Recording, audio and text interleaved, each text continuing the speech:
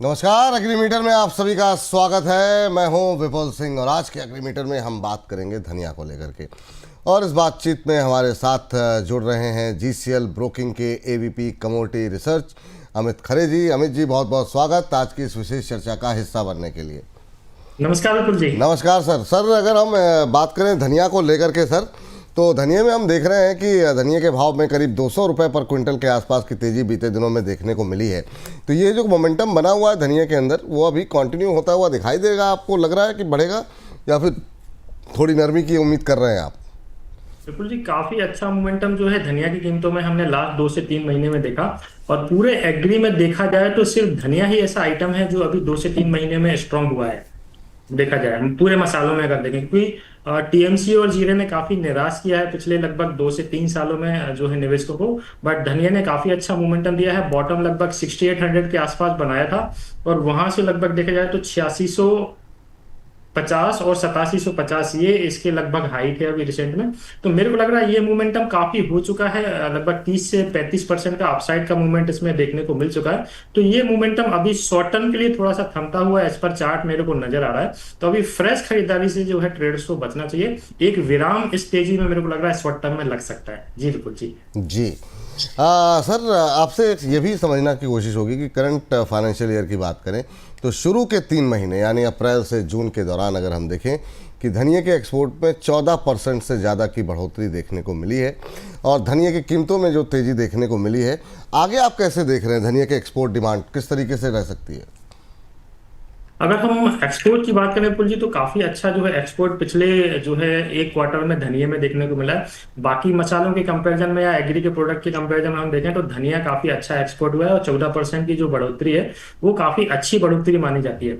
Overall देखा जाए तो इंडिया जो है मसालों का एक गढ़ माना जाता है। पूरी दुनिया में जो मसालों की जो पैदावार होती है वो सबसे ज्यादा इंडिया में होती है।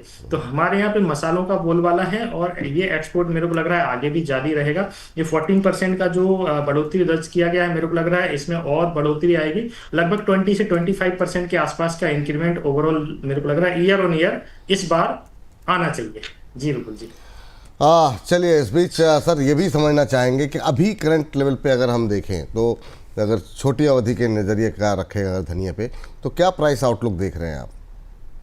प्राइस में अगर हम विपुल जी बात करें तो ऊपर में 8750 के आसपास का अभी 2-3 दिन पहले इसने हाई बनाया है और 6800 रुपए इसका बॉटम था लगभग 3 महीने पहले। तो एक रेंज अगर हम देखें तो लगभग 1500-1700 पॉइंट का अपसाइड का मूवमेंट इसमें ऑलरेडी बन चुका है। तो मेरे को लग रहा है अभी शॉर्ट टर्म में इसमें करेक्शन देखने को मिलेगा। इसमें मेरा जो ट्रेड है वो बिकवाली का ट्रेड है। शॉर्ट टर्म का जो आउटलुक है वो नेगेटिव है।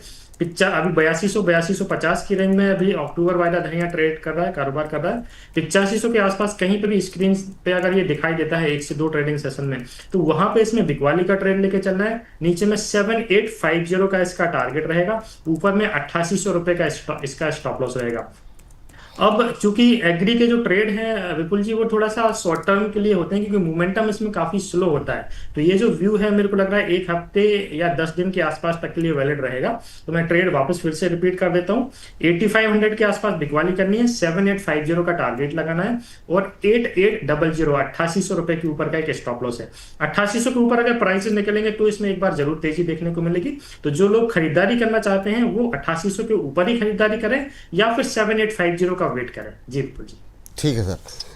सर, इसके अलावा धनिया के अलावा अगर इस समय कोई ट्रेडिंग स्ट्रेटजी लेनी हो एग्री कमोडिटीज़ में, तो वो कौन से होंगे सर?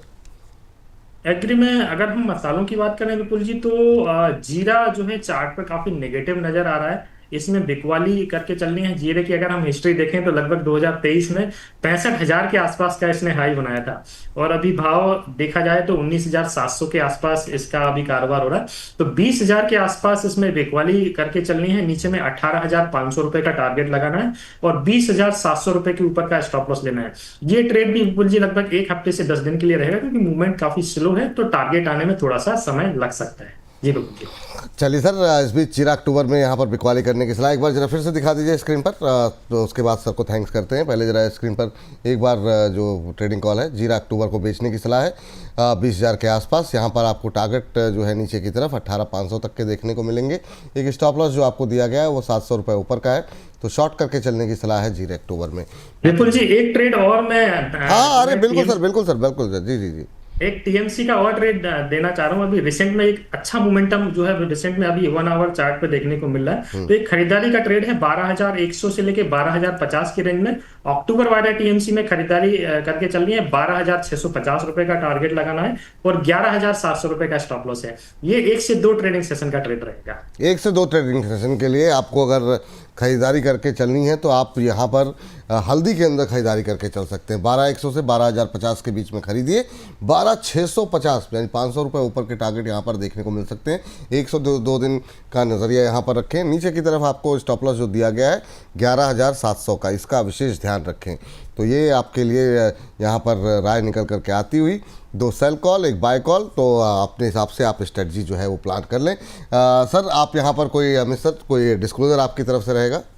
बिल्कुल जी, जो भी ट्रेड अभी हमने यहाँ पे डिस्कस किए हैं उसमें मेरी कोई पर्सनल पोजीशन नहीं है। हमारे यहाँ पे क्लाइंट की पोजीशन इसमें हो सकती है। कमोडिटी मार्केट काफी वॉलेटाइल मार्केट है, तो proper strategy, proper stop loss के साथ और क्लाइंट को उनके पर्सनल वित्तीय सलाहकार के सजेशन पे ही इसमें काम करना चाहिए। बहुत बहुत शुक्रिया अमित जी, बहुत बहुत धन्यवाद आज Thank की इस चर्चा में जुड़ने के लिए, अपना महत्वपूर्ण समय देने के लिए।